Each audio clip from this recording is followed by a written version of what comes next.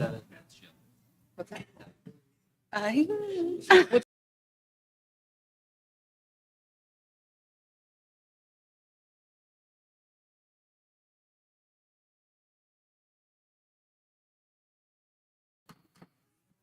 Good evening, everybody. We are going to go ahead and begin the board meeting. Tonight, we are I'm speaking slowly. Tonight, we will start with a public hearing on the budget in truth and taxation. Mr. Haggerty, thank you for greeting our guests. Madam President, members of the board, fellow employees, and honored guests. Thank you for this opportunity. I know you were talking slow because you knew I was getting Yes, a little slow. I was getting giving you here, so time there. I do appreciate that. You should all have the worksheet in front of you that explains all the variances from the prior year where we ended up last year. And I'm going to walk through a presentation that explains some of the projections. Some of these are real and some of them are still projections at a point in time because we're on current year funding where we used to be on prior year funding with a growth number. This gives us the opportunity to make some projections, but I can tell you what, it's going to change because the number of kids that show up based on a lot of different factors will definitely change the budget as we go. So what does the budget look like for this year? Well, we did propose it at the June 9th meeting. And when we proposed that, we also then put out a public hearing for tonight's meeting, which is how we have some of our guests here who are very interested in learning about how this process works. We posted on our website and we posted on the ADE website. So we have to have this public hearing prior to July 15th of every year. That's a statutory requirement. Now, one of the things that happened this year is the legislature finished really late. So it made a real crimp in the things that we could do for this. So we are going to adjust this again based upon when the final numbers come out. But as we always do, we always make an adjustment in November because the carryovers are going to change and all those. And that's something I know you're very used to seeing.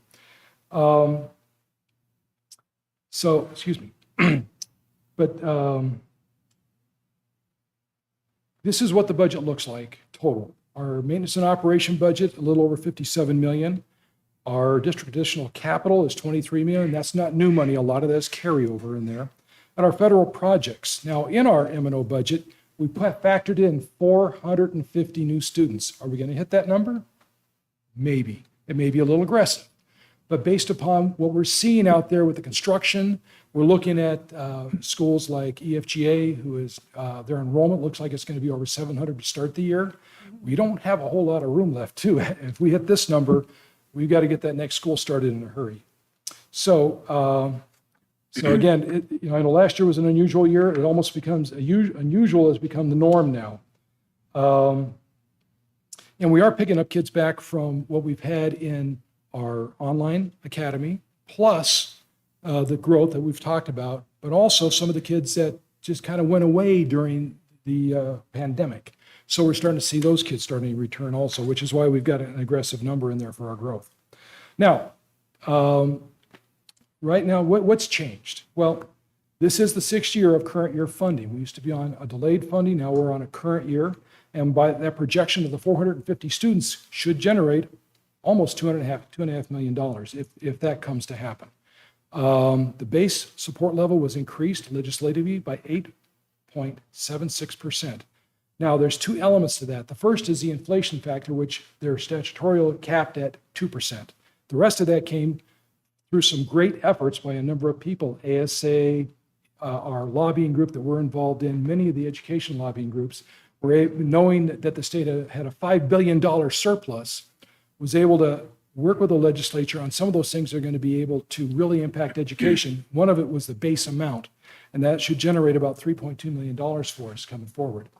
They also increased the special education weights.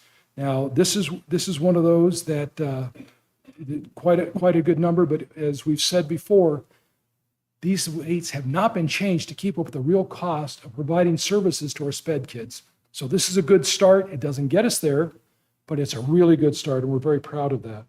So the base level, again, 2% plus the additional money because the state did have quite a bit of money there. What else happened? Well, they have what's called an opportunity weight. It's based on the free and reduced count. So, so the calculation through the state should generate about $319,000. So that's, again, a good thing. Why do they do an opportunity weight? Really important that we provide more services for some of our kids that don't have as much opportunity because of their economic circumstances at home. So this gives us money to be able to support services for kids at that level. And then we're expecting about a 3% increase on the special ed student population. So that's about $144,000. So again, that's a 3%. That's a projection. Again, that's nothing that we can stand on, but when you look at our overall growth, SPED usually follows at the same level. What else happened? Well, the Classroom Site Fund, which is also known as Prop 301, is going to go down a little bit. We knew it was going to go down a little bit because they had a lot of one-time money in the prior year. $192 per student was one-time money last year. Well, this year, $70 is considered one-time. What's one-time money? The state sells a parcel of state land, it goes into the fund. They can't sell the same land again the next year, so they look at some of these things as one-time monies. Some of it's got to do investments, things like that, but it does create a situation where we're able to get some money, but we can't count on that money year after year after year. So that's about $553,000. So right now we're looking at, for this fund, revenues of almost $5.6 million. And here it looks like graphically, and that's why we say we just can't always count on this money always being there. It's a combination of a number of things. Sales tax revenue is a big driver. We had 2 years in a row where this is $120 per pupil. So you can see what's happened over time. And we have had some really nice jumps. A big chunk of what we saw that happened in the last fiscal year had a lot to do with a lot of one-time monies. So even though we're dropping a little bit, we're still at the second highest that we received in this fund historically. But also recognize there's always a potential for this thing dropping. We go into a recession, sales tax revenues go down, this fund will go down. So we always try and make sure we maintain a very healthy balance in here to make sure we're making all the commitments because part of our teachers' salaries are paid out of this fund. So what else changed? The mileage rate went up. How much did that add to our budget? Nothing. Because it is a very strange formula. You have what's called a transportation support level and a transportation revenue control limit.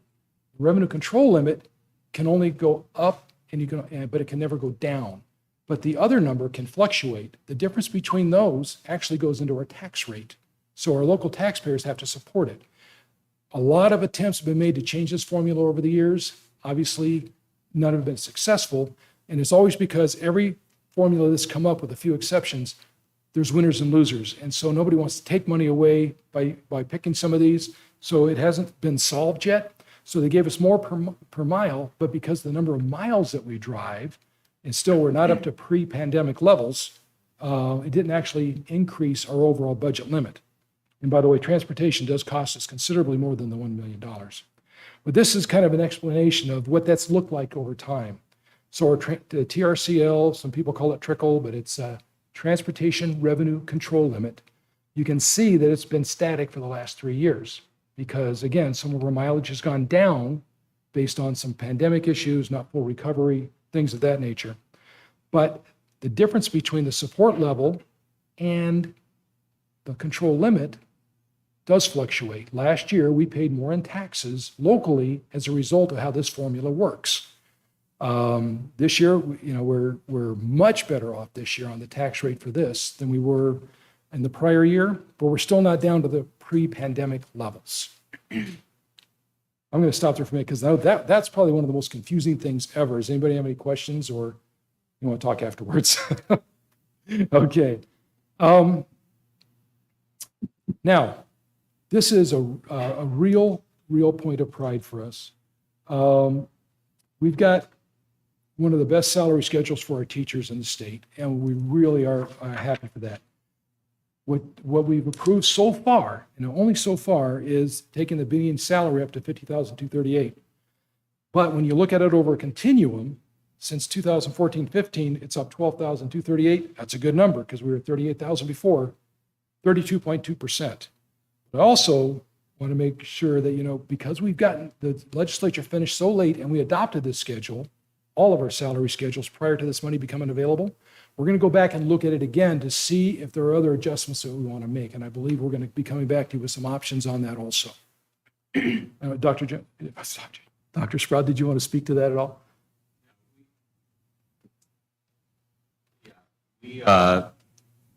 There we go. Thanks, Butch. We will be coming to the governing board with new salary schedules in the next few weeks based on this these additional funds from the legislature. So we'll be in contact with you about that, but we're working through those details right now. And then the other thing to note, the performance pay is actually going up also, not a bunch, but it's still going up. And so when you add those numbers together, a first-year teacher can make over $54,000 from what we have right now. And again, expect that number to go up once we come to you with some revised schedules. That feels good. It's great to be able to say those things. Now, because the overrides are calculated against our base level amounts, they also have kind of a whipsaw effect, and we get to add to that. So the increase in our override on the M&O side is getting close to $900,000. Our district additional assistance, also known as a capital override, will generate about $561,000. Now, let me see, because I don't always remember when we had our elections. The last capital override election was in November of 18, and the M&O was in November of 2020. So we are going to have to talk about when we're going to have the next election on both of those. It's not going to be this year, but we'll have to start planning for it. My guess right now is to say we'll probably have to renew both of them in the next presidential election year, which we've actually had a lot of success with over time. That's been a good year for us, a good time to go. Now, I mentioned before the district additional assistance or the capital funds did actually go up this year for the first time in 20 years. Again, good to see, but so that'll generate about $3.5 million, again, providing for capital needs. But remember, during the bad times, they cut us here. And the cumulative effect of that is over $18 million. We're never going to recover that. So, but just knowing that happened and to say this is where we are today feels pretty good, but we're still sting a little bit by that loss of revenues back over time. And that was from 2010 through 2 years ago. Now, the truth in taxation, again, this is one of those that we're required to do. It's an unusual formula because they take it and assume you didn't tax anything in 1 year. And so they require you, if you tax $1, to file this notice. Now, in our situation, it's going to be actually more than that. Our levy is $837,000. What is that for? It's for our adjacent ways. We're building a reserve in our adjacent ways. That is used for things like when you build a new school, or if you have to do some remodel work that fits into this category. They call it adjacent ways because you're putting in half streets around a new school, fire lanes, bus lanes, things of that nature. You're bringing infrastructure to the site if it's a little more remote. This gives us the opportunity to do that. And what we like to do is tax some every year to build up a reserve so we don't hit our taxpayers all in 1 year for one big bill. I think we're trying to be as kind as we can because our taxpayers have actually been very good to us in terms of passing overrides and bonds, that we want to make sure that as we need these, we build up a reserve to the point where we're not going to hit them all at once in any 1 year. So last year we did $300,000. This year we increased it by over $500,000. But there's an impact on the tax rate. And the tax rate impact last year was 11 cents, 11.22 cents per 100 of assessed value. That's going up to 28.11. So it is an increase. But again, in terms of what does that mean to a taxpayer? It means about an increase of $14.11 per 100. So if you own a $100,000 house, it'll cost you $14.11. $200,000, double that number. So it's an incremental. Now, the truth in taxation requires us, even if it was $1 increase over zero, to do a truth in taxation. But our reality is it's an incremental increase over the prior year, not one big number all at once. So that is an important element. But for us, again, I think we're doing this the right way. I think it's very, very good, being good to our taxpayers to do it over a period of time. as opposed to slamming all at once. You know, the roller coaster doesn't work. You go down one year, up the next. So we're trying to keep it as even as we possibly can. Okay, now overall, our projection for our primary rate goes up very, very slightly. Now there is, part of this gets known as a homeowner's rebate. A piece of this comes back. So even though the rate is up very slightly, the most of that comes from the adjacent waste tax that we're putting into this. But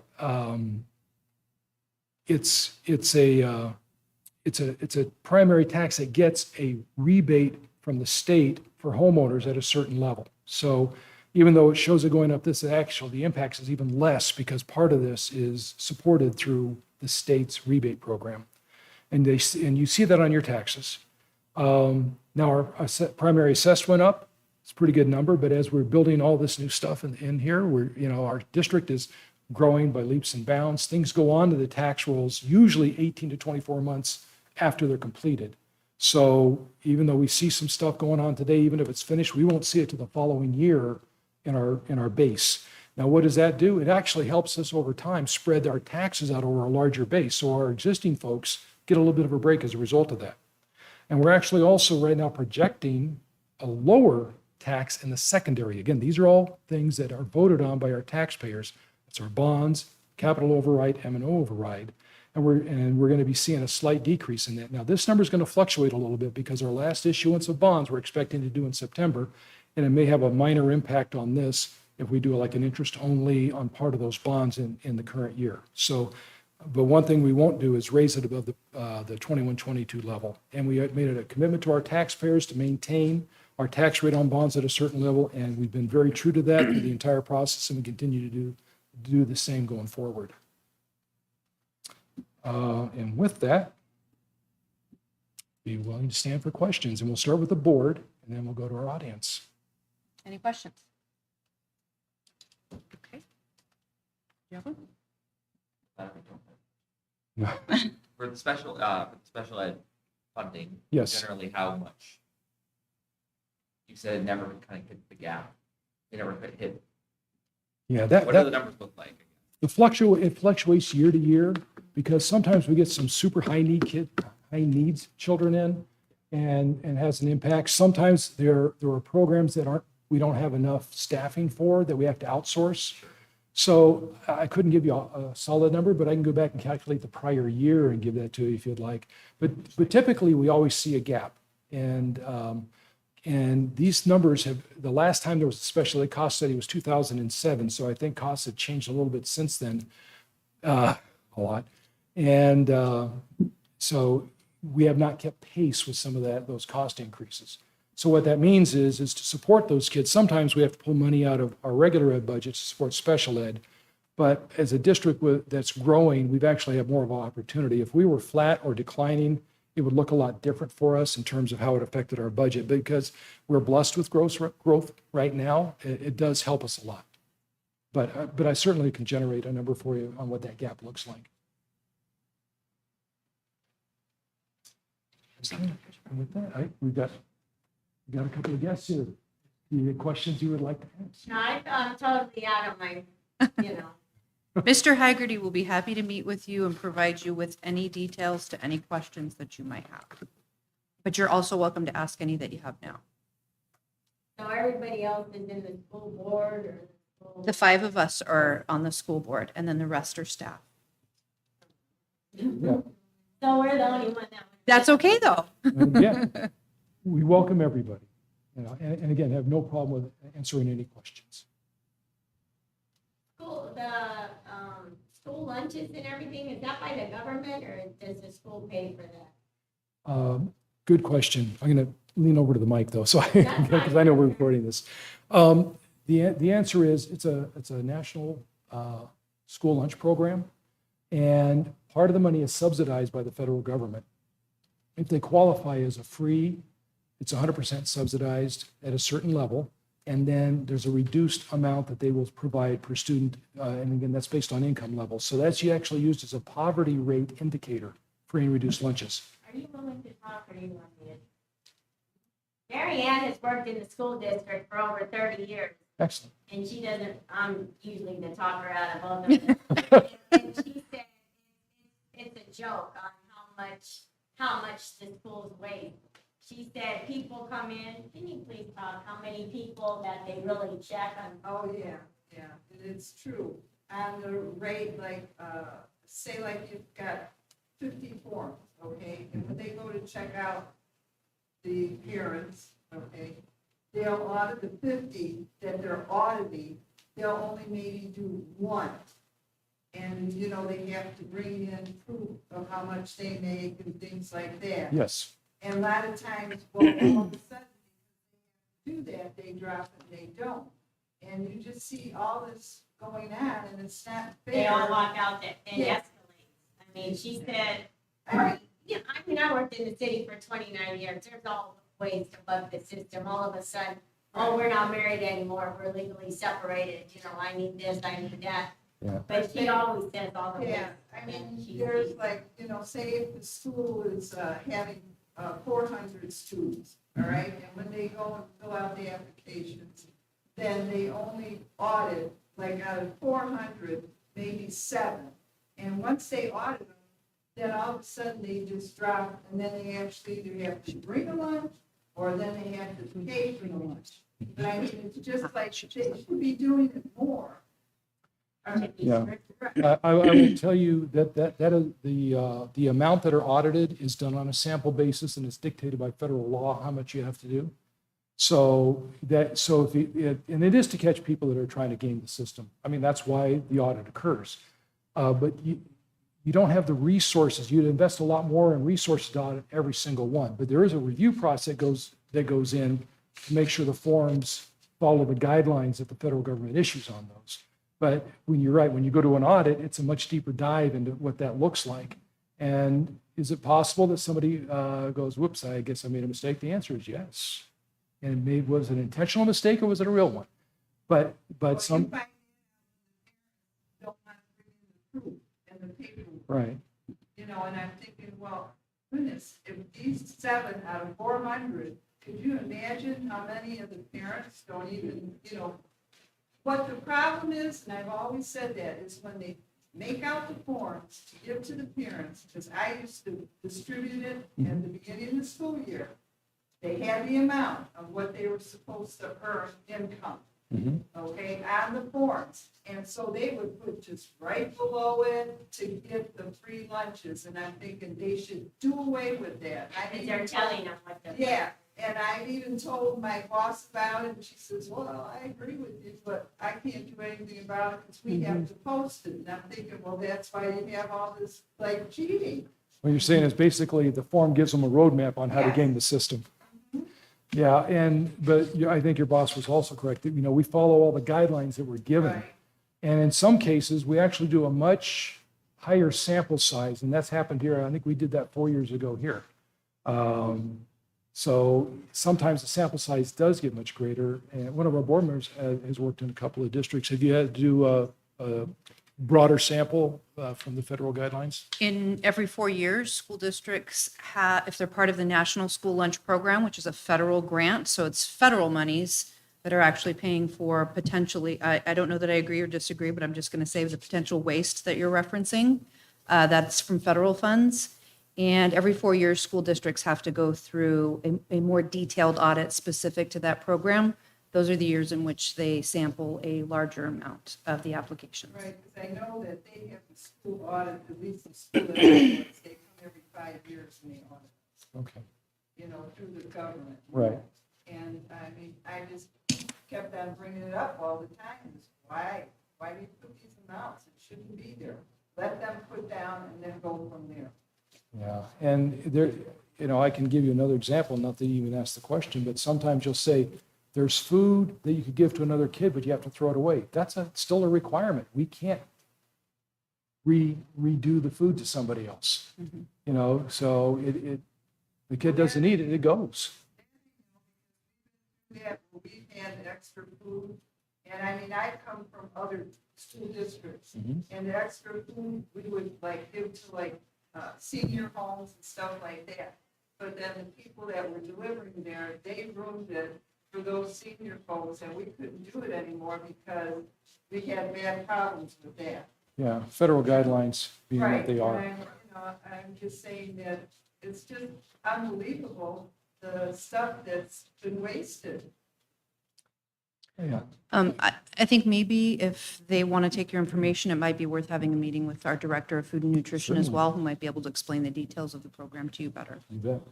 Yeah, we've got one of the top food service directors, I believe, in the state that works here. All kinds of certifications as well as a nutritionist. So I think you'll find when you look at our menus and what we're doing here, we are really a cut above. But she also knows all the federal rules, what we can and cannot do. So some of the audit is self-audit, some of the audit is done by outside agencies. And we always get audited every single year to some level in every single program. So we do get audited a lot, but it's not just the food service program, it's pretty much every program we have. So, but I'd be, again, happy to spend some time with you folks. No problem at all. All right, thank you. Okay, Thank you. thanks. I think Dr. Sprout has something to share. Yeah, our legislative session was, I think, 167 days, is that right? 166. And so, but the outcome for school districts and school budgets in particular is very, very positive. And so when we proposed our salary schedules in February and in May, they were based on a much lower expectation. And so, again, we will be coming to the board with new salary schedules. And I didn't want to leave this meeting, though, without saying thank you to Mr. Hagerty and for his work with the legislature, as well as President Berrigan, and the advocacy organizations such as Education Finance Reform Group and Arizona School Administrators, who lobbied relentlessly. This was one of the best coordinated efforts for education, I think, in the history of this state. So our applause to you and to Mr. Hagerty. Let's give him a round of applause. Because it was the budget that Governor Ducey signed is really unprecedented, I It think, is. in many, many years. It's So, thank more you. than what we received for 20 by 2020, so it's a pretty budget. Thank you, Mr. Haggerty. Okay, we have roll call, please. Here. Here. Here. Here. And if we can stand for the Pledge of Allegiance, followed by a moment of silence. I pledge allegiance to the flag of the United States of America and to the republic for which it stands, one nation, under God, indivisible, with liberty and justice for all.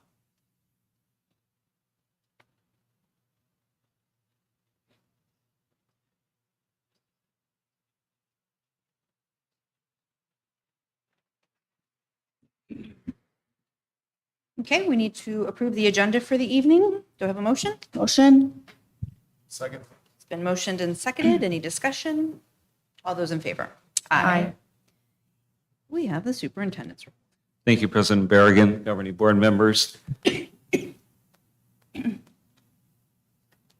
Crisis expert Jesus Villahermosa will be presenting 2 sessions on school safety for the parents and guardians. These sessions will teach parents how to talk to their children about school safety and how to support the district's safety measures.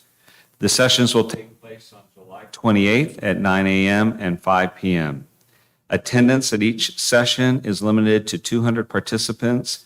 We are asking that only one adult from each family attend in order to accommodate as many families as possible. And due to the sensitive nature of this presentation, children will not be permitted to attend. Jesus is a nationwide leader, and so we're very excited to bring him onto our campuses. And also, I do want to let the board know that all of our staff will be receiving training in the week that they return regarding safety. And so we're very excited, though, to get Jesus. He's not an easy person to book, so he's excellent. The administrators, instructors, and support staff at our school deserve special recognition for their excellent work in developing a summer program that gave our students the opportunity to participate in enjoyable activities like barbecues and water days, while also receiving outstanding academic support in math and reading. Our summer school program was made possible thanks to $861,000 in state grants from the Arizona On Track Summer Camp. For their commitment and effectiveness in meeting the grant criteria, by the way, to wrap it all up, our staff each received a $50 gift card for filling out their survey. Thank you very much to our staff. Do I need a new microphone? Here. All right. There we go. I thought it was me, but. All right, how's that? Okay. Next, MC Cash has partnered. Hey, by the way, we have the principal of MC Cash here today. Oh, yeah. Well, it's nice to see one of our principals here today and our assistant principal. Yeah. Committed, bonus point. Yeah, nothing like a rookie principal at the July governing board meeting. Yeah, so this might be your last time. So thank you for being here so that we can celebrate with you that MC Cash has partnered with Arizona Humanities to support engaging humanities-based programs that promote youth literacy. The organization has allocated funding received through the American Rescue Plan for books, program supplies, author visits, and more. Thank you for doing that for your campus. Almost 250 students and their parents had the opportunity to take a summer field trip to the Arizona Science Center as part of the City of Phoenix's Great Start Initiative. This program provides children in Title I schools across the city with free admission to educational and cultural centers before they begin kindergarten. The field trip promotes language development and parental involvement, and I believe the next stop they have is a musical instrument museum. So both great Arizona museums. The first annual 4th of July community celebration was a huge success. The South Mountain and Levine Chamber of Commerce, Levine Community Action Committee, and the Levine Community Council were organizers of the event. Representative Marcelino Quinones took his role as MC seriously by consistently engaging community members, and over 600 community members attended the event to participate in games hosted by the Levine Baptist Church and complete raffle items donated by Revive Community Health, Levine LASIK, Fry's Food and Drugs, Levine Veterinary Center, and CCB Church. Families had free food. They were able to watch a movie courtesy of Revive Community Health, who provides our COVID testing and vaccinations here in the parking lot. And it was just a wonderful event. And Corona Event Ranch donated their property for free. And my understanding is Fern and Rick worked their tails off at this event. And so thank you, Fern, for all you did to make this happen. And please give our best to Rick as well.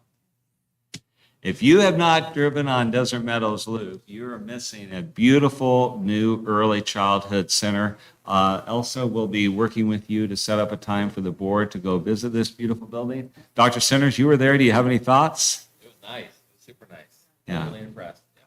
It's completely changed the front of the school. Yeah. The design worked out perfectly. The playground is beautiful. The facility is beautiful. And so Dr. Centers was there to, you want to go ahead and tell them why you were there? Put you on the spot. I'm for the Department of Child Safety. I'm their spokesperson for foster care advocacy. So we're doing a back to school media blitz.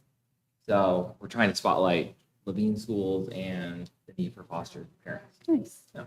Yeah. So I might be there tomorrow. Yeah. For, It's one of these things that they call you and say the cameras are on the way. And yeah, it's very little notice. Yeah. Hey, you're about to be on Yeah. air.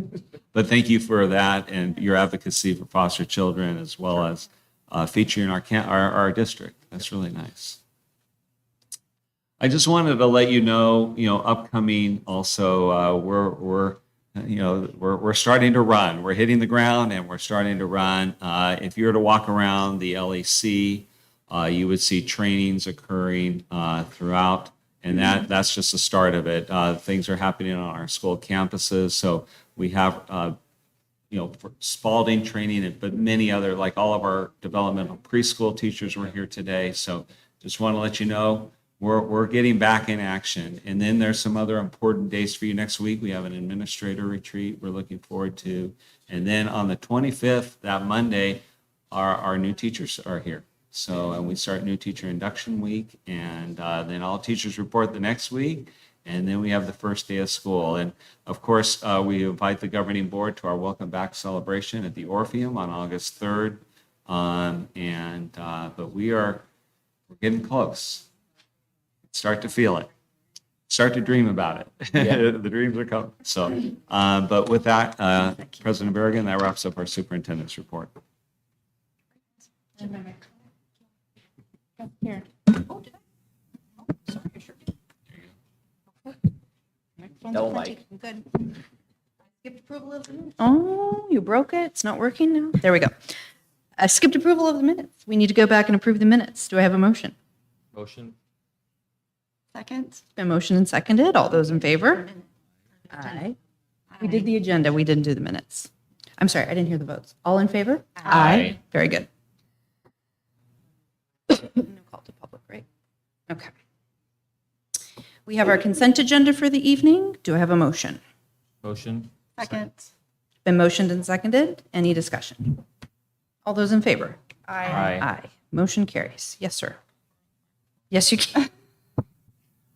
All right. Well, thank you, President Berrigan. I'd like to introduce one of our newest administrator on the Levine team, and that's Brenda Long, our new payroll supervisor. So welcome, Brenda. We're very glad that you're joining us. Congratulations, and again, hitting the ground running. So everything's turning over, and this is day 4. So thank you for joining our team, Brenda. Welcome. Very nice. Thank you for that. I don't think he needs to say anything. We're good. Thank you. Actually, I think he was going to have you do it. Can you go through the numbers for us? He's got to go. I have a question. He has somewhere to be.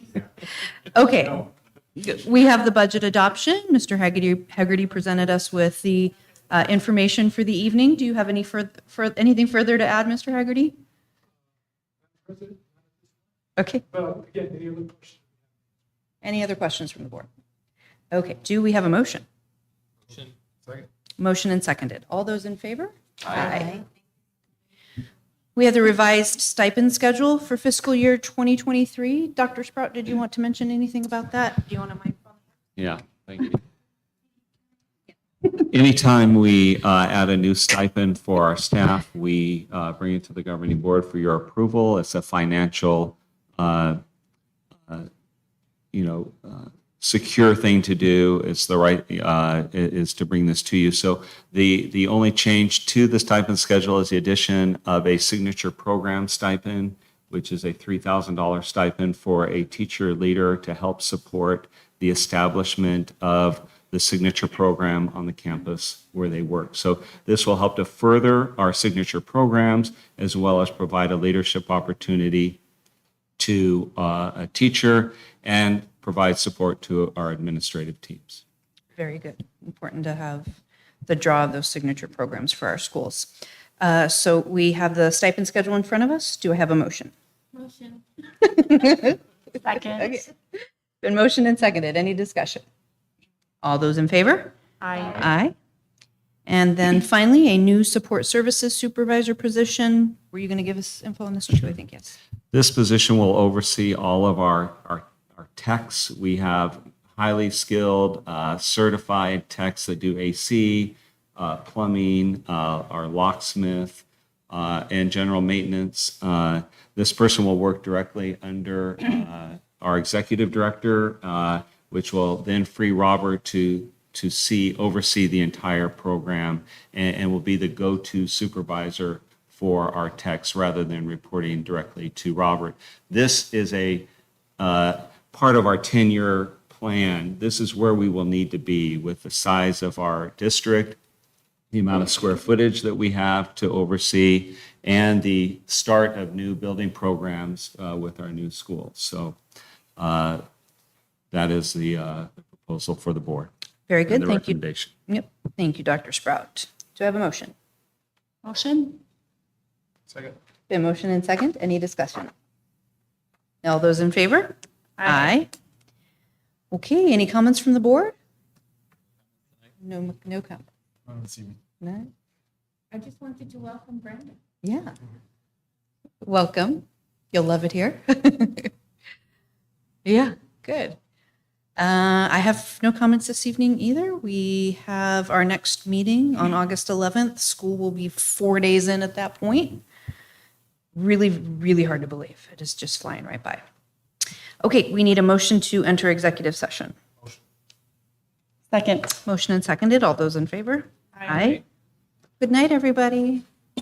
MC Cash has to stay.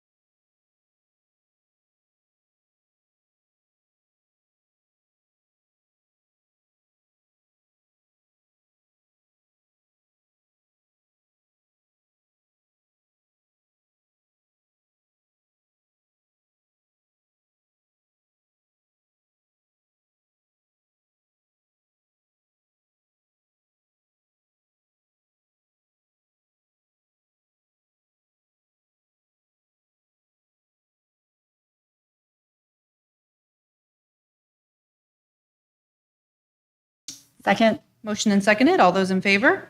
Aye. Motion carries. We need a motion to adjourn the meeting. Motion. Motion and seconded. All those in favor? Aye. Good night, friends.